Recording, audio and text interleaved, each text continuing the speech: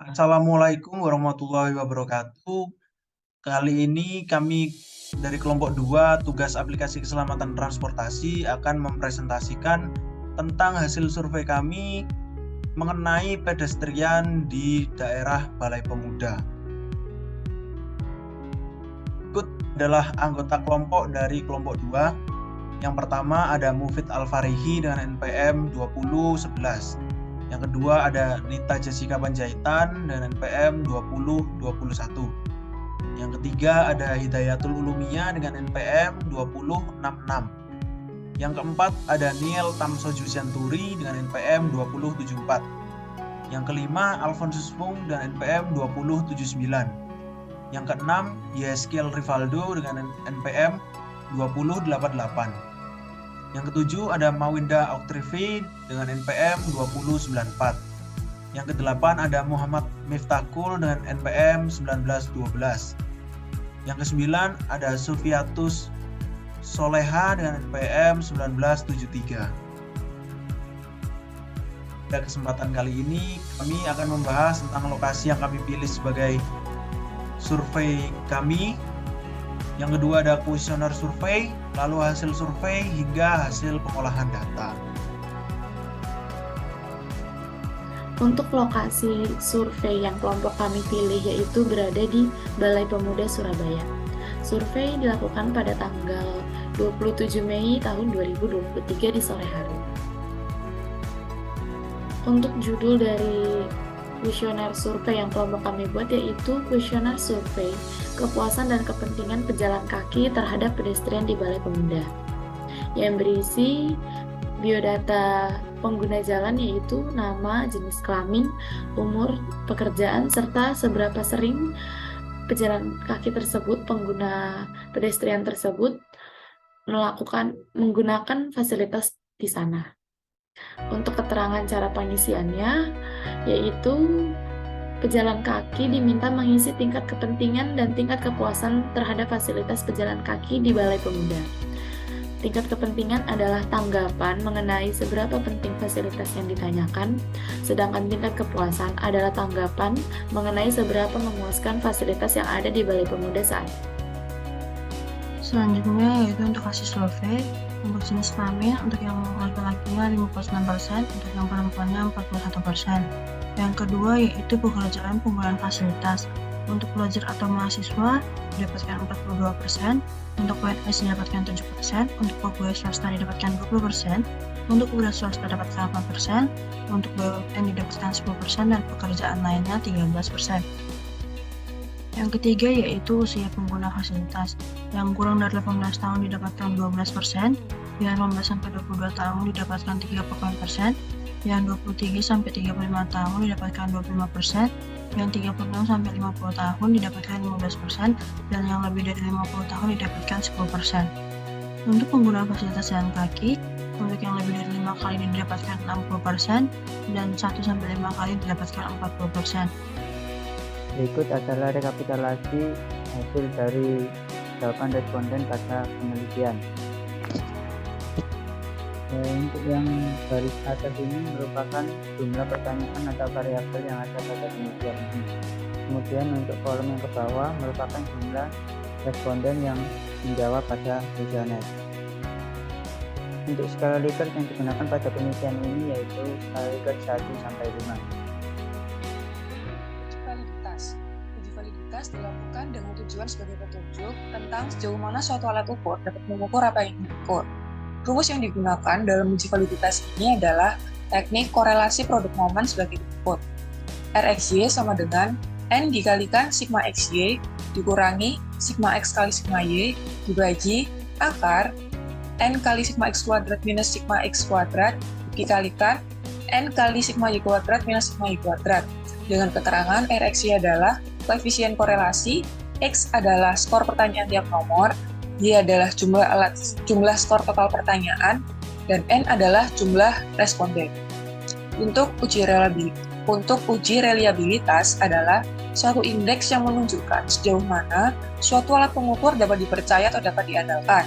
Pengujian reliabilitas dianalisis dengan menggunakan teknik Cronbach alpha dengan rumus R11 sama dengan K dibagi K1, K-1, dikalikan 1 minus sigma theta kuadrat B dibagi theta kuadrat T, di mana dengan keterangan R11 sama dengan koefisien reliabilitas alfa, K sama dengan jumlah item pertanyaan, sigma theta kuadrat B sama dengan jumlah varian butir, dan theta kuadrat T sama dengan varian total. Lalu theta kuadrat dapat dihitung dengan rumus sama dengan sigma x kuadrat dikalikan sigma x per n kuadrat dibagikan n-1.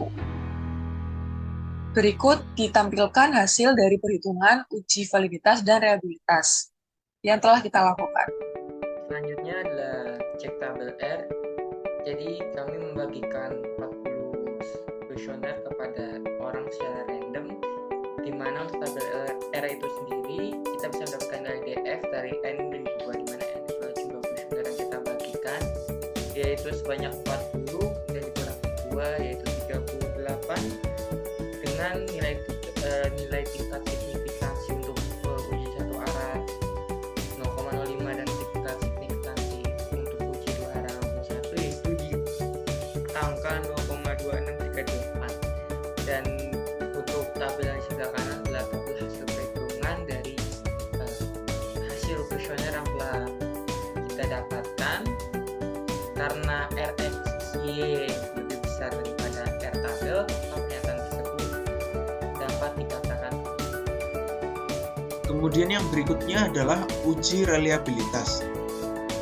Nah, angka yang kami dapatkan dari uji reliabilitas ini adalah sekitar 0,8313653. Angka ini merupakan kategori reliabilitas sangat tinggi. Dapat dilihat dari tabel parameter angka dengan kategori reliabilitas, di mana ditunjukkan angka 0,8 sampai dengan 1 adalah reliabilitas sangat tinggi. Reliabilitas tinggi menunjukkan kesalahan yang kecil dalam memperoleh hasil pengukuran. Selanjutnya, metode Importance Performance Analysis atau IPA. Metode Importance Performance Analysis dari pertanyaan pertama sampai pertanyaan ke-17 didapat data dari keselamatan bagi antara kepuasan dan kepentingan. Pertanyaan pertama yakni 161, kepentingan 180, sampai ke pertanyaan 17 yakni kepuasan 174, kepentingan 186. Selanjutnya kesesuaian ada TKI dari pertanyaan 1 0,894, bisa kita lihat lagi sampai ke pertanyaan 17 itu 0,935. Rata-rata kepuasan dari pertanyaan pertama sampai pertanyaan 17, pertanyaan pertama 4,025, bisa kita lihat juga di tabel pertanyaan 17 itu 4,35. Nah, rata-ratanya itu dari rata-rata kepuasan yakni 4,03. Selanjutnya untuk rata-rata kepentingan dari pertanyaan pertama yakni 4,5, pertanyaan kedua 4,375 dan seterusnya sampai ke pertanyaan 17 yakni 4,65. Nah, rata-rata dari kepentingan yakni 4,52. Dari perhitungan tabel-tabel tadi diperoleh hasil yakni diagram Cartesius. Pada diagram Cartesius ini dibagi menjadi 4 kuadran. Yang pertama, kuadran 1 yakni tingkat kepentingan tinggi namun kinerja masih belum memuaskan. Pada kuadran 1 ini terdiri dari pertanyaan 10, 11, 12, 14, dan 16. Selanjutnya pada kuadran 2 yang merupakan tingkat kepentingan sebanding dengan tinggi kepuasan. Dalam hal ini ada pertanyaan 8, pertanyaan 9, pertanyaan 15, dan pertanyaan 17. Selanjutnya, pada kuadran 3 yang merupakan pengguna menganggap tidak terlalu penting dengan pelaksanaannya yang rendah. Di sini terdiri dari pertanyaan 1, pertanyaan 2, pertanyaan 5, dan pertanyaan 13. Dan yang terakhir, kuadran 4 yang merupakan pengguna menganggap tidak terlalu penting, namun pelaksanaannya baik sekali. Di sini terdiri dari pertanyaan 3, pertanyaan 4, pertanyaan 6, dan pertanyaan 7. Nah, di sini dijelaskan apa saja sih yang pertanyaan 1, 2, dan lain sebagainya. Di sini terjelaskan untuk yang kuadran 1 tersedia tempat sampah setiap jarak radius 20 meter. Kemudian di sini juga tersedia lampu penerangan fasilitas pejalan kaki dengan jarak setiap 10 meter. Kemudian terdapat halte atau tempat pemberhentian bus. Kemudian selanjutnya terdapat drainase yang dapat mencegah banjir pada daerah ini. Kemudian yang terakhir tersedia tempat duduk yang memadai untuk tempat peristirahatan sementara yang nyaman. Kemudian pada kuadran 2 terdiri dari tersedia rambu peringatan saat atau alat pemberi isyarat lalu lintas sebelum fasilitas penyeberangan. Kemudian ada tersedia rambu petunjuk lokasi fasilitas penyeberangan pejalan kaki. Selanjutnya terdapat zebra cross sebagai salah satu fasilitas penyeberangan. Dan nomor 17 tersedia bolar atau bola yang terbuat dari beton untuk mencegah kendaraan masuk ke area pejalan kaki.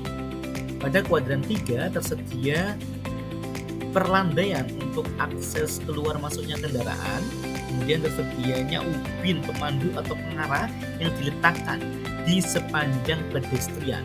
Kemudian tersedia ubin peringatan pada perlandaian naik atau turun ke tempat penyeberangan. Dan yang terakhir, jarak antar halte tidak terlalu jauh, kurang lebih 100 meter.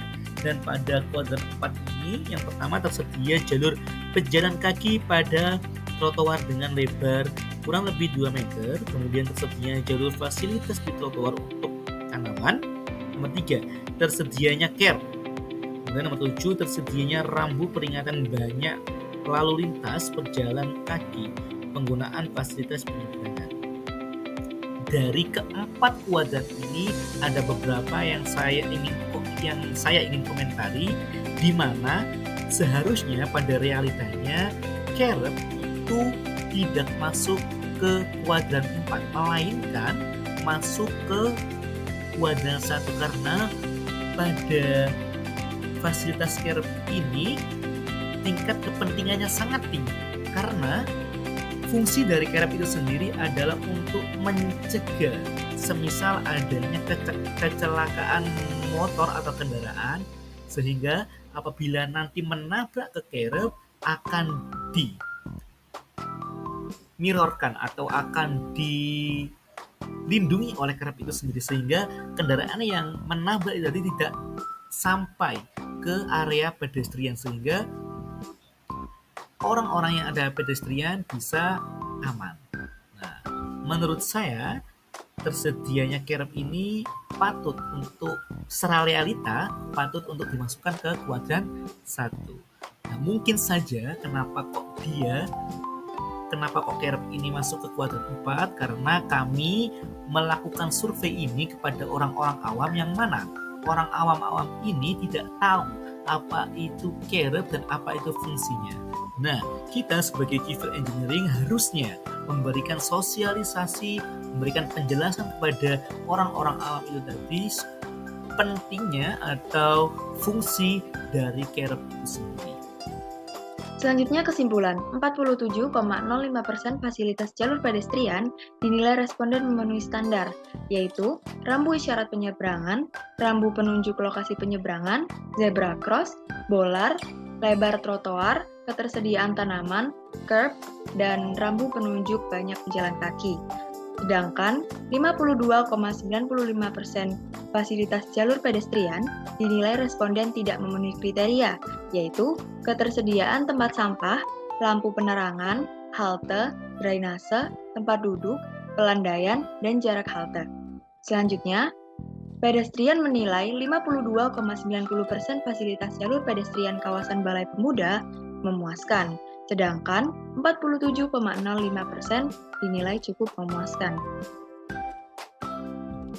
Berikut ini adalah dokumentasi dari survei kami.